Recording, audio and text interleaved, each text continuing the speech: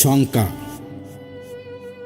আজ আমি একজন এগ্রিকালচারিস্টের গল্প বলবো, তোমরা শুনবে? হ্যাঁ বলো, আমরা শুনতে চাই। তবে শোনো, তোমরা কি জানো এগ্রিকালচারিস্ট কি? যারা পাখি পোষেন তাদেরকে সাধারণত এগ্রিকালচারিস্ট বা পাখিপ্রেমী বলা হয়। আমি একজন পাখিপ্রেমীর কথা জানি, যার একটি ময়না পাখি আছে। তিনি পাখিটাকে খুব ভালোবাসেন, এতটা বেশি ভালোবাসেন যে তিনি সবসময় পাখিটাকে নিয়ে বিভিন্ন ধরনের শঙ্কায় থাকেন। তোমরা কি তার শঙ্কাগুলোর কথা শুনতে চাও? হ্যাঁ চাই, শুনো তবে। পাখিপ্রেমী লোকটা সবসময় পাখিটাকে তার বুকের ভেতর আগলে রাখতে চায়, তাকে আদর সোহাগ ও যত্ন করতে চায়, যাতে পাখিটা কোনো দিন তাকে ছেড়ে চলে না যায়। তার মনে সারাক্ষণ এই শঙ্কা কাজ করে, যদি কোনো দিন পাখিটা খাঁচা ছেড়ে দূরে কোথাও চলে যায়, যদি সে পাখিটাকে আর খুঁজে না পায়, তখন সে পাখিটা হারানোর শোক কি করে সামলায়?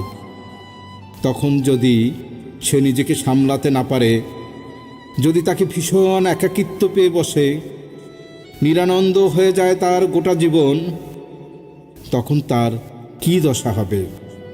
কখনো আবার তার মনে এমন শঙ্কার উদ্রেক হয়, যদি কখনো পাখিটা তাকে সঙ্গ দেওয়ার আগ্রহ হারিয়ে ফেলে, তার প্রতি বিরক্ত হয়ে তার দিক থেকে মুখ ফিরিয়ে নেয়, পাখিটার জীবন তরি যদি ভিড়ে অন্য ঠিকানায়, যদি তার হদিস কবুহার সে না পায়, আর এজন্য যদি সে দিশাহারা হয়ে যায়, অন্তিম শূন্যতা পেয়ে বসে তাকে, যদি তার পরিচয়ে মিলে কোনো বিভাগী মনে।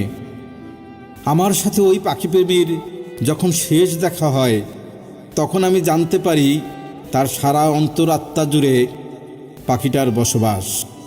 সে কখনো তাকে ভুলতে পারবে না। যদি কোনো দিন পাখিটা হারিয়ে যায়, তাহলে পাখিটার অভাবে অশ্রুসিক্ত হবে তার দুচোখ, অসহনীয় কষ্ট হবে তার বুকে, হৃদয়ে বিদগ্ধ বেদনার সুর বাজবে। সে আরও বলল, পাখিটাকে সে আজীবন ভালোবাসবে।